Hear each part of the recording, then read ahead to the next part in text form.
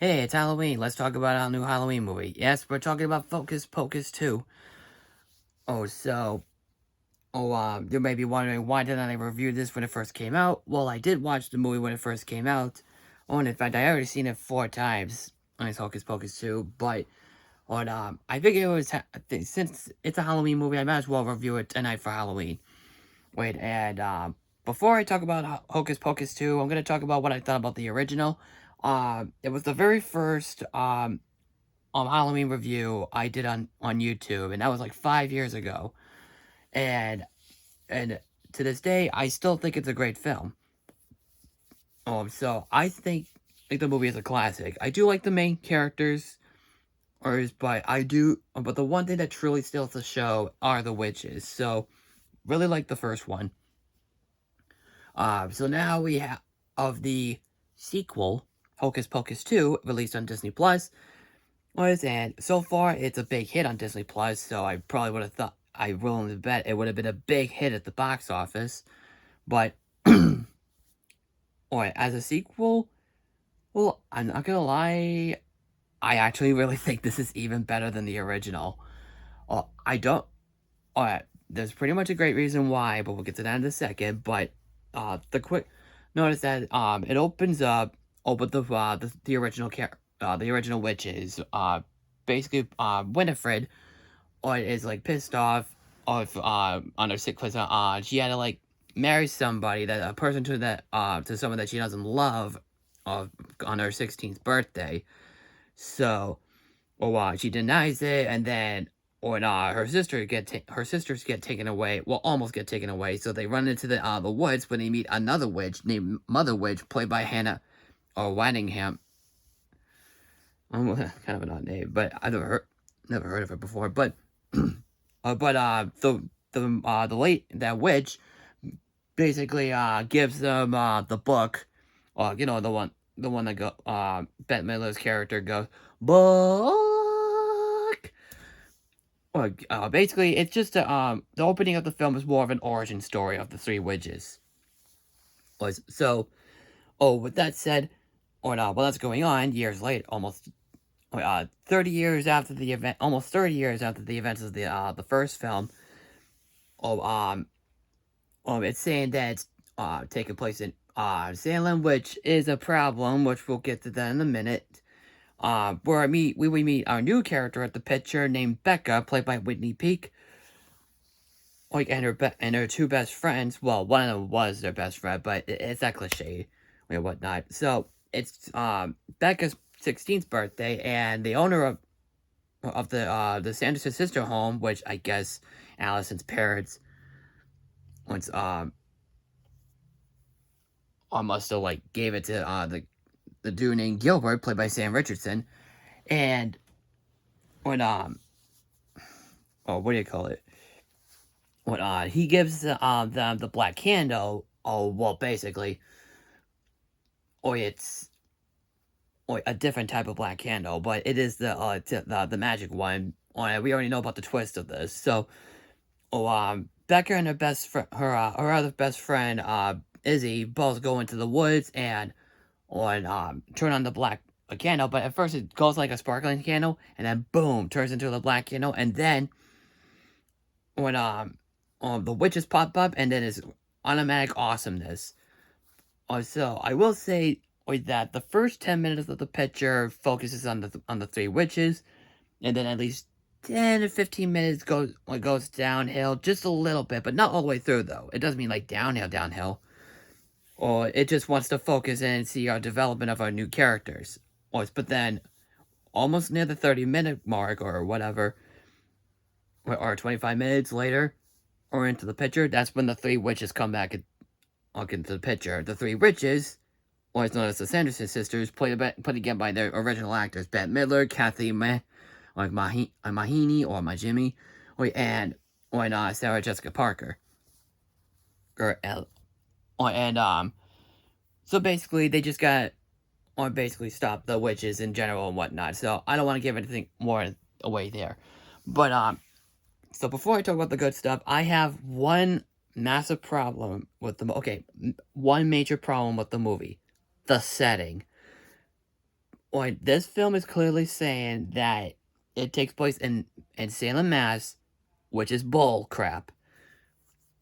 Because this movie was actually filmed in Lincoln, Rhode Island, but also filmed on what do you call not just Lincoln, Rhode Island, but also in the Newport, Rhode Island area.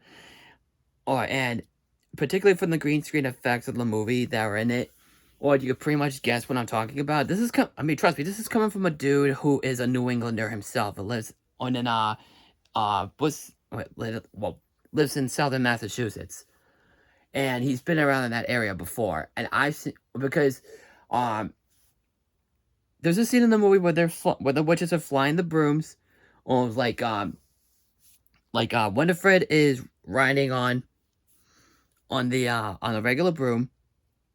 Sarah's riding on a swifter sweeper, or cleaner, whatever you call it, and when Mary is riding on two robotic vacuums. And in the while they're flying in the air, you see one of the scenes. You see a suspension bridge, in the background. That is not in Salem. There is no suspension bridge in Salem at all. That's actually one of the suspension bridges down in Newport that go and I believe it's the one that it had either it goes from Newport to Warren and Barrington, or the other one that's on Route 138 in Newport, Rhode Island. One that goes into the other side. So, or that's how I pretty much know. And everywhere else, nothing else was filmed on Salem. And it was also done on stage, which in LA. So, and I'm sorry, people, that's a serious flaw. That's pretty false advertising there. If you were to convince me that it was, if this movie was willing to convince me that this was shot in Salem, you would have had some of the same areas of Salem, and also have the original house where Max and Danny had, and the house that Allison lived in. So nice try there, pal. And there's a little bit too much of green screen effects once in a while. They're not done bad though, but I just feel it's a little bit too much. But let me just quickly talk. But let me just say about the good stuff, because that's the only bad thing about the movie. What makes it good is the best thing about the film are the three witches. And I'm not gonna lie, they are just as funny as they were in the first one. Or like the minute that you see them, or like the original witches, always played by the original actresses, and when they pop onto on screen, that's when the film immediately becomes awesome. I mean, the first part of the film was great, and then when it comes to the new characters, which I'm gonna say right now, the new characters like Becca, Izzy, Cassan, what was it, Cassie? Yeah, Cassie, and the new mayor played by Tony Hale. And the new character Gilbert, which is probably my favorite thing in my other favorite part of the movie. They are very likable characters. Of course, Doug Jones returns as the zombie, and they really nailed the original makeup pretty well. There are a lot of callbacks to the original, and they are a lot of fun. I also really love the comedy. The funniest scene in the movie that gets a huge laugh out of me is when they're at Walgreens. I mean, oh man, it's just so funny. And I love how, like, the three witches are, like, together, and they're, like, looking for potions and stuff. And they're walking through one of the aisles, and they do that walk, like,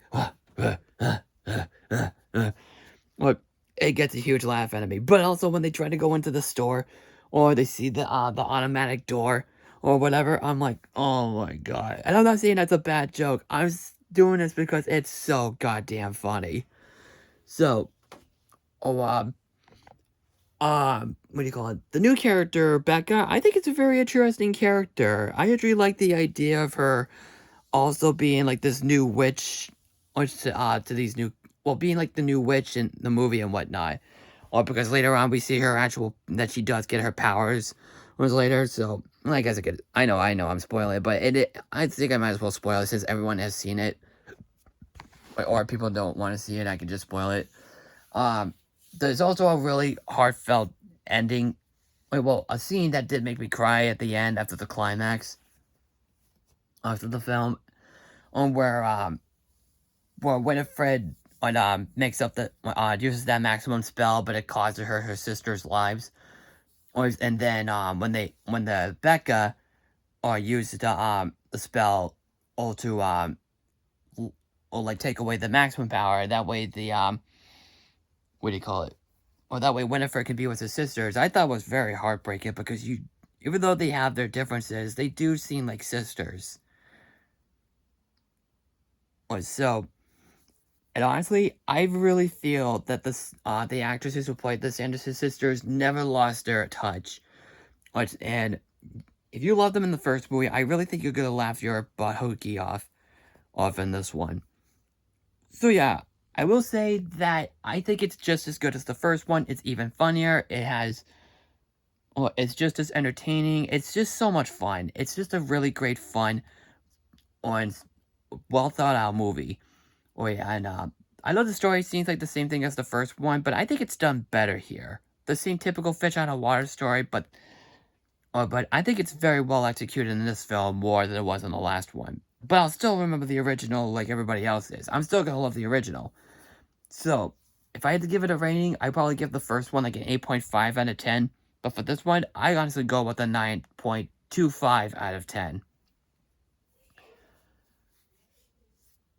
And so, if you have seen the film, what did you think? Comment below. Follow me on Twitter, Facebook, and Instagram. Don't forget to subscribe to the video.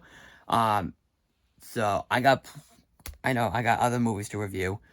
Oh, and I actually will talk about Multiverse of Madness. I've been thinking on about it. So I'll probably talk about that. I also gotta talk about Thor, Love and Thunder, Jurassic World Dominion, and Minions Rise of Gru, and the Batman I have to review.